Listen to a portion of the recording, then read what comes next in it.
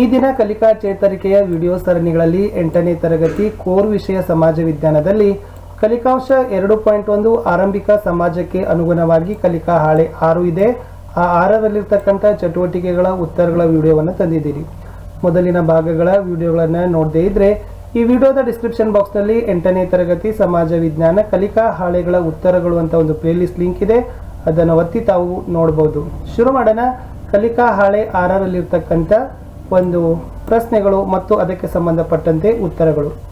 So ಇಲ್ಲಿ ಸೋಲಿಗರ ಕತೆ ಇದೆ, ಅದು ಚಟುವಟಿಕೆ 1 ಮೊದಲ ಬೆಳೆ ಅಂತಕ್ಕಂಥದ್ದು. ವಿದ್ಯಾರ್ಥಿಗಳೇ, ಈ ಕಥೆಯನ್ನು ನೀವುಗಳು ಕೂಡ ನಿಮ್ಮ ಕಲಿಕಾ ಹಾಳೆಯಲ್ಲಿ ಓದಿರ್ಬೋದು. ಸ್ವಲ್ಪ ಕಥೆಯನ್ನು ಸಂಕ್ಷಿಪ್ತವಾಗಿ ಹೇಳ್ತೀನಿ, ಕೇಳಿಕೊಳ್ಳಿ. ಬಿಳಿಗಿರಿ ರಂಗನ ಬೆಟ್ಟದ ಬಂಡೀಪುರ ಅಂತಕ್ಕಂಥ ಅರಣ್ಯದಲ್ಲಿ ಸಾವಿರಾರು ವರ್ಷದಿಂದ ಸೋಲಿಗರು ವಾಸವನ್ನ ಮಾಡ್ತಾ ಇದ್ದಾರೆ. ಅವರು ಹೇಗೆ ಮೊದಲು ಕೃಷಿ ಮಾಡಿದರು ಅಂತಕ್ಕಂಥ ಒಂದು ಕಾಲ್ಪನಿಕ ಕಥೆ ಇದಾಗಿದೆ. ತೊರೆಯ ಪಕ್ಕದಲ್ಲಿ ಅವರು ವಾಸಿಸ್ತಕ್ಕಂಥ ಜಾಗ ಇತ್ತು.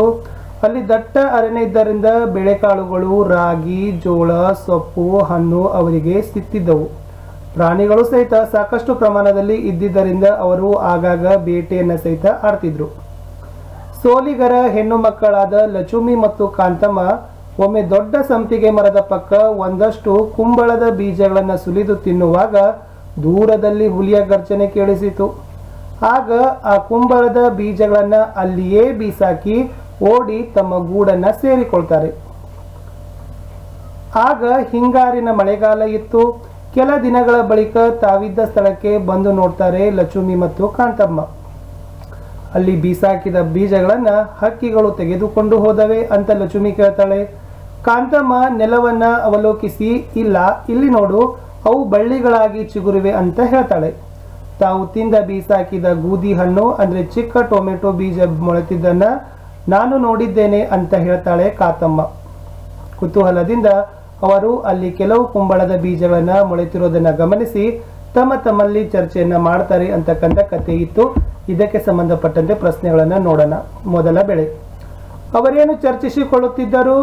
ನೀವು ಅವರ ಸ್ಥಳದಲ್ಲಿದ್ದು ಮೊದಲು ಹೀಗೆ ಬೀಜ ಮೊಳಕೆಯಾಗುವುದನ್ನ ನೋಡಿದ್ದರೆ ಏನು ಮಾತಾಡುತ್ತಿದ್ದೀರಿ ಅಥವಾ ಏನ್ ಮಾಡ್ತಿದ್ರಿ? ತಮ್ಮಲ್ಲಿ ಚರ್ಚೆ ಮಾಡಿ 2 ವಾಕ್ಯಗಳನ್ನ ಬರೆಯಿರಿ ಅಂತ ಕೇಳಿದ್ದಾರೆ. ಸೊ ಏನನ್ನ ನಾವು ಹೇಳ್ಬೋದು ಅಂತಂದ್ರೆ, ಬೀಜದಿಂದ ಮೊಳಕೆಗಳು ಒಡೆಯುತ್ತವೆಯೇ? ಯಾವ ಬೀಜದಿಂದ ಈ ಪ್ರಕಾರದ ಬೆಳೆಗಳನ್ನು ನಾವು ಬೆಳಿಬಹುದು? ಅಲ್ಲಿ ಆಹಾರಗಳನ್ನ ಬೆಳೆಯಲು ಸುರಕ್ಷಿತವೇ ಅಂತಕ್ಕಂಥದ್ದನ್ನು ನಾವು ಏನ್ ಮಾಡ್ಬೋದಪ್ಪ ಅಂದ್ರೆ ಮಾಡಬಹುದಾಗಿತ್ತು, ಮಾತನಾಡ್ತಕ್ಕಂಥ ಅಂಶಗಳು ಆಗಿತ್ತು. ಇದು ಇತ್ತು ಉತ್ತರ. ಚಟುವಟಿಕೆ 2. ಅಲ್ಲಿ ನೆರೆದಿರ್ತಕ್ಕಂಥ ತಾಯಂದಿರಾಗಿರ್ಬೋದು, ಅಜ್ಜಿಯಂದಿರು ಏನೇನು ಮಾತಾಡಿಕೊಂಡಿರ್ಬೋದು, ಮುಂದೆ ಅವರೇನು ಮಾಡಿರ್ಬೋದು ಅಂತ ಚಟುವಟಿಕೆ 2ರಲ್ಲಿ ಕ್ವಶನ್ ಇದೆ. ಅವರು ಕೂಡ ಲಚುಮಿ ಮತ್ತು ಕಾಂತಮ್ಮನ ಕಥೆಯನ್ನು ಕೇಳಿ ಸೊ ಏನು ಅವರು ಚರ್ಚೆ ಮಾಡಿರ್ಬೋದು ಅಂದ್ರೆ, ತಮ್ಮ ಮನೆಯಲ್ಲಿರ್ತಕ್ಕಂಥ ಬೀಜಗಳನ್ನ ತಂದು ಹಾಕಿ ಬೆಳೆಗಳನ್ನ ಬೆಳಿಲಿಕ್ಕೆ ಪ್ರಯತ್ನ ಮಾಡಿರಬಹುದು. ಮುಂದೆ ಕೃಷಿ ಮಾಡಲು ನೆಲವನ್ನು ಕೂಡ ಅಗತ್ಯವಾಗಿ ಸಿದ್ಧತೆಗಳನ್ನ ಮಾಡಿರಬಹುದು. ಆಯಾ ಋತುಮಾನಕ್ಕನುಗುಣವಾಗಿ ಬೆಳೆಗಳನ್ನ ಬೆಳಿಲಿಕ್ಕೆ ಪ್ರಯತ್ನವನ್ನ ಸಹಿತ ಆ ತಾಯಂದರು, ಅಜ್ಜಿಯಂದಿರು ಏನ್ ಮಾಡಿರಬಹುದು, ಒಂದಿಷ್ಟು ಪ್ರಯತ್ನ ಅಂತ ಹೇಳಬಹುದು. ಮುಂದೆ ಚಟುವಟಿಕೆ 3 ಕೃಷಿ ಅಂತ. ಈ ಕಥೆಯಲ್ಲಿದ್ದಂತೆ ತಾವೇ ಬೆಳೆದದ್ದು ಒಂದು ಸಣ್ಣ ಸುಂದರ ಘಟನೆಯಾದರೂ ಮಾನವರು ಬೇಟೆಗಾರಿಕೆಯಿಂದ ಬೇಸಾಯಗಾರರಾಗಲು 100 ವರ್ಷಗಳು ಸಂದಿವೆ. ಇಷ್ಟು ವರ್ಷಗಳಲ್ಲಿ ಅವರು ಹಂತ ಹಂತವಾಗಿ ಬೇಸಾಯ ಮಾಡಲು ಏನೆಲ್ಲ ಕಲಿತುಕೊಳ್ಳಬೇಕಾಯಿತು? ಕ್ವಶನ್ ನೋಡಿ ಏನ್ ಕೇಳಿದ್ದಾರೆ. ಈ ಕಥೆಯಲ್ಲಿದ್ದಂತೆ ತಾವೇ ಬೆಳೆದಿರ್ತಕ್ಕಂಥ ಒಂದು ಸಣ್ಣ ಸುಂದರ ಘಟನೆಯಾದರೂ ಮಾನವ ಬೇಟೆಗಾರಿಕೆಯಿಂದ ಬೇಸಾಯಗಾರರಾಗಲಿಕ್ಕೆ 100 ವರ್ಷ ಬೇಕಾಯಿತು. ಇಷ್ಟು ವರ್ಷಗಳಲ್ಲಿ ಹಂತ ಹಂತವಾಗಿ ಬೇಸಾಯ ಮಾಡಲು ಏನೆಲ್ಲ ಕಲಿತುಕೊಳ್ಳಬೇಕಾಯಿತು? ಉದಾಹರಣೆಗೆ ಅವರು ಕೊಟ್ಟಿದ್ದಾರೆ, ಬೆಳೆ ಬೆಳಿಲಿಕ್ಕೆ ಫಲವತ್ತಾದ ಜಾಗ ಬೇಕು. ಅದೇ ತರನಾಗಿ ಕೃಷಿಗೆ ಉಪಕರಣಗಳು ಸಹಿತ ಬೇಕಾದವು. ಇವತ್ತು ಟ್ರ್ಯಾಕ್ಟರ್ ಆಗಿರ್ಬೋದು, ಬೇರೆ ಬೇರೆ ರೀತಿಯಾಗಿರ್ತಕ್ಕಂಥ ಇವತ್ತು ಯಂತ್ರೋಪಕರಣಗಳನ್ನು ಕೂಡ ಏನ್ ಬೇಕಾಗಿದ್ದಾವೆ ಬೇಸಾಯ ಮಾಡಲಿಕ್ಕೆ. ಮುಂದೆ ಫಲವತ್ತಾಗಿರ್ತಕ್ಕಂಥ ಬೀಜಗಳು ಬೇಕು, ಗುಣಮಟ್ಟದ ಬೀಜಗಳು ಬೇಕು, ಹೆಚ್ಚು ಇಳುವರಿ ಬೇಕು, ಅದನ್ನು ಕೂಡ ಆಯ್ಕೆ ಮಾಡ್ಕೊಳ್ತಕ್ಕಂಥದ್ದು ಆಯ್ಕೆ ಇದೆ. ಮುಂದೆ ಅಗತ್ಯ ವಸ್ತುಗಳಾಗಿರ್ತಕ್ಕಂಥ ಗೊಬ್ಬರದಂಥ ವಸ್ತುಗಳ ಸಿದ್ಧತೆ, ಕೆಲವೊಂದಿಷ್ಟು ರಾಸಾಯನಿಕಗಳಾಗಿರ್ಬೋದು, ಗೊಬ್ಬರಗಳಾಗಿರ್ಬೋದು ಕೂಡ ಏನು ಮಾಡಬೇಕಾಗ್ತದ, ನಾವು ಸಂಗ್ರಹವನ್ನ ಮಾಡ್ಕೋಬೇಕಾಗ್ತದ. ಬೆಳೆಗಳನ್ನ ಬೆಳಿಲಿಕ್ಕೆ ಕೂಡ ಅದು ಕೂಡ ಬೇಕು ಅಂತ ಈ ಅಂಶನೂ ಕೂಡ ಮಾನವ ಏನ್ ಮಾಡಿದಪ್ಪ ಅಂದ್ರೆ ಕಲಿತುಕೊಂಡ. ಕಡೆಗೆ ಹೇಳ್ತಾರೆ, ನವೀನ ಹೊಸ ಪದ್ಧತಿಗಳ ಬಳಕೆ ಮತ್ತು ಅನ್ವಯ. ಸೊ ಮನುಷ್ಯ ಬರೀ ಹಳೆ ಪದ್ಧತಿಗೆ ಅಷ್ಟೇ ಇಲ್ಲ, ಆತ ಹಳೆ ಪದ್ಧತಿಯಿಂದ ಹಿಡಿದು ಆಧುನಿಕದಲ್ಲಿರ್ತಕ್ಕಂಥ ಕೃಷಿಯ ಒಂದು ಹೊಸ ತಂತ್ರಜ್ಞಾನಗಳು ಏನಿದಾವೆ ಅವುಗಳನ್ನು ಅರಿತಾ ಇದ್ದಾನೆ. ಆ ಹೊಸ ತಂತ್ರಜ್ಞಾನಗಳನ್ನ ಬಳಸಿ ಇವತ್ತು ಕೃಷಿಯನ್ನ ಸಹಿತ ಮನುಷ್ಯ ಮಾಡ್ತಾ ಇದ್ದಾನೆ. ಇಷ್ಟೆಲ್ಲ ಏನಾಗದಪ್ಪ ಅಂದ್ರ ಹಂತ ಹಂತವಾಗಿ ಮನುಷ್ಯ ಏನ್ ಮಾಡಕತ್ತನಪ್ಪ ಅಂದ್ರ ಕಲಿತುಕೊಂಡಿದ್ದಾನೆ ಅಂತ ನಾವು ಹೇಳ್ಬೋದು. ಎಲ್ಲಿಂದ? ಬೇಟೆಗಾರಿಕೆಯಿಂದ ಹಿಡಿದು ಬೇಸಾಯಗಾರದ ತನಕ. ಚಟುವಟಿಕೆ 4, ಬೇಸಾಯ ಮಾಡಲು ಇರುವ ಅಗತ್ಯ ವಸ್ತುಗಳನ್ನ ಪಟ್ಟಿ ಮಾಡಿರಿ ಅಂತ ಇದೆ. ಸೊ ನಾವು ಬೇಸಾಯ ಅಥವಾ ಕೃಷಿಯನ್ನ ಮಾಡಬೇಕಾದ್ರೆ ಏನೆಲ್ಲ ಅಗತ್ಯತೆಗಳು ಬೇಕು ನೋಡಿ. ಬೇಸಾಯ ಮಾಡಬೇಕಾದ್ರೆ ಬರೀ ಬೇಸಾಯ ಅಂದ್ರೆ ಆಗೋದಿಲ್ಲ, ಅದಕ್ಕೆ ಯೋಗ್ಯವಾಗಿರ್ತಕ್ಕಂಥ ಗುಣಮಟ್ಟದ ಬೀಜಗಳು ಬೇಕು. ಯಾಕಂದ್ರೆ ಈ ಬೀಜಗಳಿಂದ ನಾವು ಇಳುವರಿಯನ್ನ ಪಡಿಬೇಕಾಗಿದೆ. ಎಸ್, ಆ ಇಳುವರಿಯನ್ನ ಪಡಿಬೇಕಾದ್ರೆ ನಮ್ಗೆ ಏನ್ ಮಾಡಬೇಕಪ್ಪ ಅಂದ್ರೆ ಗುಣಮಟ್ಟದವಾಗಿರ್ತಕ್ಕಂಥ ಒಳ್ಳೆಯ ಒಂದು ರೀತಿಯ ಬೀಜಗಳನ್ನ ನಾವು ಆಯ್ಕೆ ಮಾಡಿಕೊಳ್ಳಬೇಕಾಗಿದೆ. ಎರಡನೇದು ಹೇಳ್ತಾರೆ ನೀರು.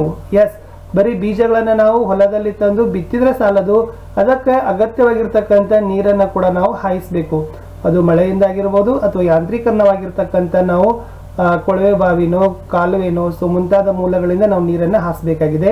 ಅಗತ್ಯ ಗಾಳಿ ಮತ್ತು ಬೆಳಕುಗಳು ಸಹಿತ ಬೇಕು.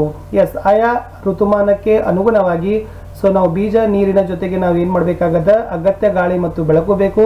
ಆಗ ಮಾತ್ರ ಬೀಜಗಳು ಏನಾಗ್ತವಪ್ಪ ಅಂದ್ರೆ ಉತ್ತಮ ಮಟ್ಟದ ಸಸಿಗಳಾಗಿ ಪೊದೆಗಳಾಗಿ ಬೆಳಿಲಿಕ್ಕೆ ಸಾಧ್ಯ ಆಗ್ತದ. 4ನೇದು ಫಲವತ್ತಾದ ಮಣ್ಣು. ಎಸ್, ಯಾವ ಮಣ್ಣಿನಲ್ಲಿ ಯಾವ ಬೀಜಗಳನ್ನು ಬಿತ್ತರೆ ಮಾತ್ರ ಇಳುವರಿಯನ್ನು ಪಡಿಬೇಕು ಅಂತಕ್ಕಂಥ ಜ್ಞಾನನೂ ಕೂಡ ನಮಗೆ ಇರಬೇಕು.